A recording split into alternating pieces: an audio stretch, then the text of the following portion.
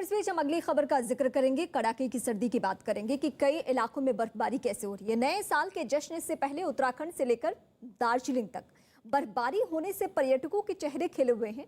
उत्तराखंड के नैनीताल, चमोली, मुनस्यारी और जोशीमठ में बर्फबारी हुई है, तो वहीं दार्जिलिंग में पूरा शहर बर्फ की चादर से ढक चुका है।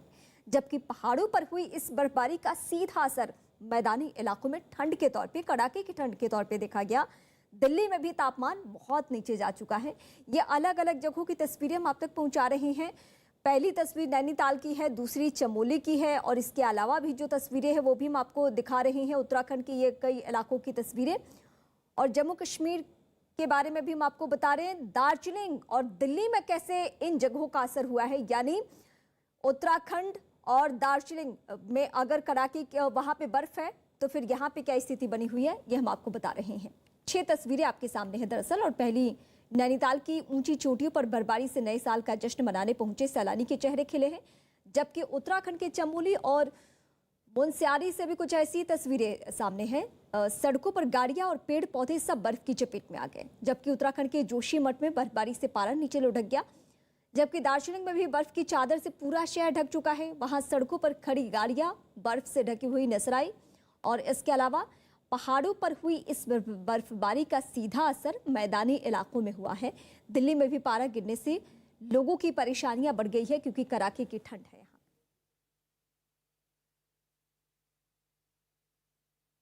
और अब हम सिलसिलेवार तरीके से शहरों की बात करेंगे, इन जगहों की बात करेंगे। सबसे पहले बात नैनीताल की।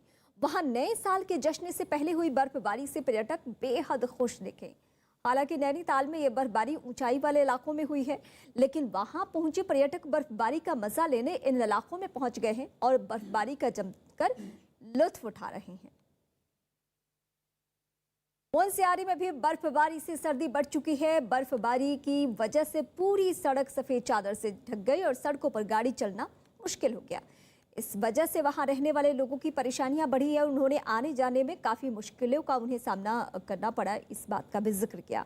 लेकिन वहां पहुंचे पर्यटक इस बर्फबारी से बेहद खुश हैं और जमकर लुत्फ उठा रहे हैं।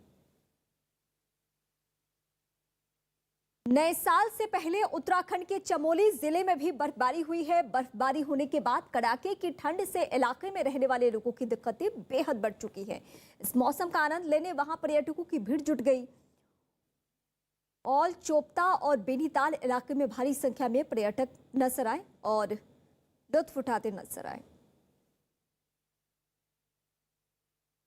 और अब हम जोशीमठ की बात करेंगे। जोशीमठ में भी बर्फबारी ने लोगों को खुशहाल कर दिया है, लेकिन एक तरफ ऐसे भी लोग हैं जिनकी मुश्किलें बढ़ी हुई है। वहां भारी बर्फबारी की वजह से सड़कें पूरी तरीके से आप कह सकते हैं कि बाधित है, जिसकी वजह से कई लोग सड़कों पर ही फंस गए। जो लोग लुत्फ उठाने पहुंचे हुए थे बर्फबारी का, उनकी गाड़ियां फंस गई। पहाड़ों पर हुई इस बर्फबारी का सीधा असर मैदानी इलाकों में भी देखने को मिला। दिल्ली में भी पारा गिरने से लोगों की मुश्किलें बढ़ चुकी है और लोग अलाव का सहारा लेते हुए दिख रहे हैं, क्योंकि लोगों की परेशानी बढ़ गई है इस सर्दी की वजह से।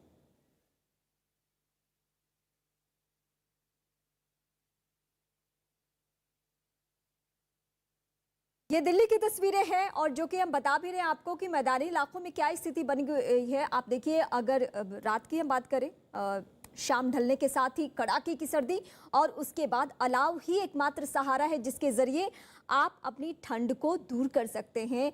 और ये फिलहाल दिल्ली में ऐसा नजारा जगह जगह पे देखने को मिल भी रहा है। World wide fund for nature India और वैकेट का ये अनोखा प्रयास है, जहां उत्तराखंड में नदियों के एक ऐसे समूह को तैयार किया जाएगा जो अब तक मनुष्यों की रोजमर्रा की जिंदगी से दूर हो। हर तरफ संरक्षण की बात हो रही है, पर इस प्रयास में कुछ अनछुई नदियों को बचाने की कोशिश की जा रही है। मिशन पानी की एक रिपोर्ट हम आपको दिखाते हैं। स्वच्छता और पानी, पानी, पानी, हमको बचानी है ये जिंदगानी।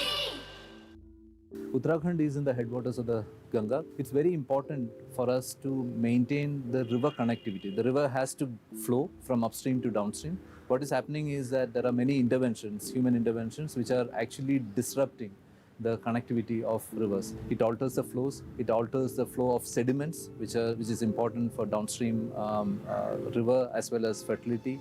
It impacts the flow of energy. It impacts the flow of biota, which is essentially the microorganisms as well as the fish species downstream. Idea behind this free-flowing river atlas of Uttarakhand is to map those last remaining free-flowing rivers or connected rivers in Uttarakhand. So this is also an idea to spin the conversation little differently from restoring a river from after degradation to a scenario when we can actually protect the pristine rivers as is. It is supported by RECIT in its Ganga program. The objective of the free-flowing river atlas mapping is twofold. One, identify those last remaining free-flowing rivers or connected rivers. Second, raise the profile of these rivers and how critical it is for the ecosystem services of the rivers that we care about, and how we can come together to put together a plan and an action to conserve this for posterity. But the message that we are trying to also convey is that it makes absolute business sense to conserve and keep a pristine river rather than waiting for the degradation to happen and then come up with a rejuvenation plan. So can we actually do that, protect the pristine rivers upfront? स्वच्छता